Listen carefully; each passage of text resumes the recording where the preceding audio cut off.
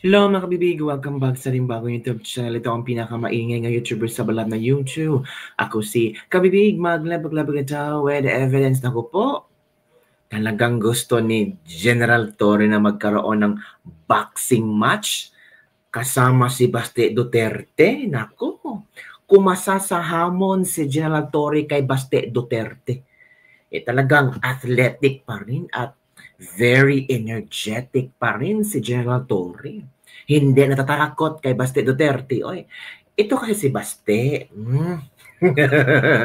Hinamon si General Torre na mag-boxing, sila? Boxing ba? Parang Manny Pacquiao at yung nag-draw lang.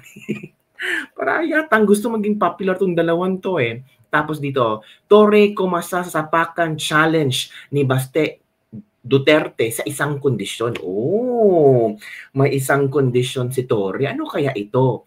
Kumasa si PNP Chief Nicolas Torre III sa hamong suntukan ni Acting Davao City Mayor Sebastian Duterte. Ang tanging kondisyon ni Torre ay gawin itong boxing for a cause. Oy, nakaisip din ng strategy si Torre para talagang yung paghamon, yung pagkasa niya sa hamon ba, hindi makapag-no si Baste.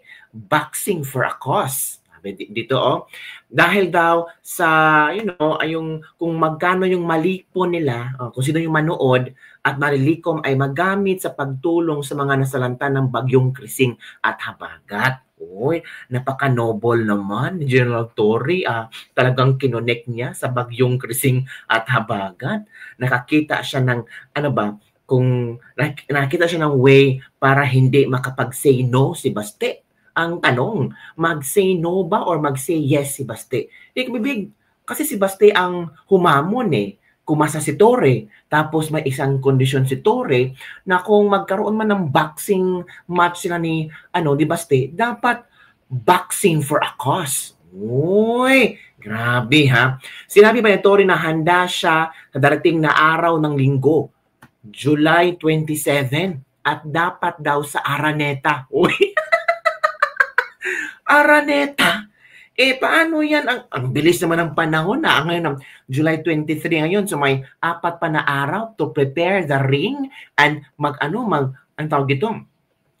mga tickets for sale. Ano ba to? And kailangan mo talagang magpa-book sa Araneta. Sino bang mag-book? Torre, ikaw ang kumasa, so ikaw magpa-book. Or ready ka na ba na ma-knock out ni Baste? Sabi ng mga netizen. Sa Araneta Coliseum, sila magpapalitan ng mga suntok na nakababatang Duterte sa loob ng 12 rounds.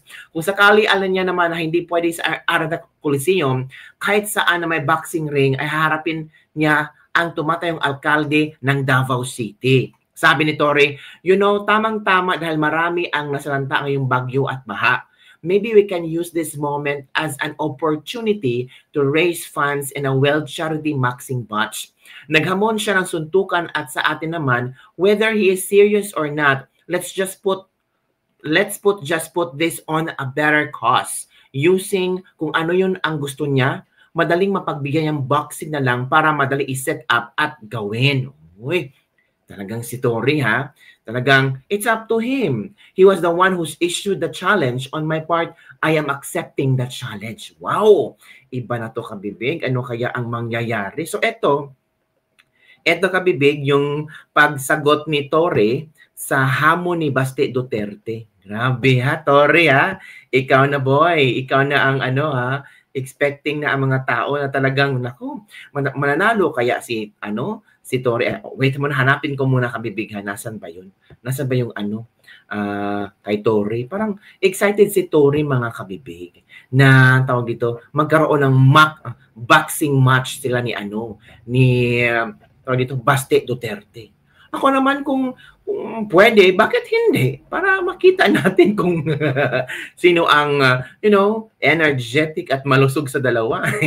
Well, Torre is a PNP police, of course, parang malakas pa ito sa kabayo, sabi ng ibang netizen. Ito ng naapektuhan. Ang una ko naisip ko, tama-tama. Maraming mga kababayan natin ngayon na nangangailangan ng tulong na naapektuhan ng bagyo at baha. So maybe this is a very good time para sa isang charity boxing match. We can do it on Sunday sa Araneta. Actually, pwede. Seriously, it's okay.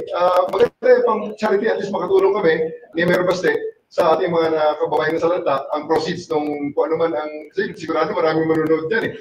So, we will do a charity boxing match, maybe 12 rounds in Araneta Coliseum. Wow, 12 rounds. Yun, kabibig ha, 12 rounds in Araneta Coliseum. So, ito naman ang mga komento ng ating mga netizen hinggil dito. Sip-sip ka good. Ang pustahan, kung matalo ka ni Baste, bumaba ka sa pwesto mo. Oo. Ano kayang pakiramdam, 'di ba? Pwede naman, 'di ba? Kung matalo ka ni Baste, bumaba ka sa pwesto mo. Gawin mo trabaho mo, masyado kang mayabang from Rita Villanueva. Umaapaw ang kahambugan mo from Ching Villapuerte. Puro ka pabida, gusto mo palagi kang sikat. Tapos ano, pag natalo ka, arestuhin mo from Tomas Aguilar. Ewan ko sa'yo, Torre, nawawala na lalo ng moral ang mga pulis dahil sa'yo. Hala ka, napaka-unprofessional ang talaga ang dating ni Torre.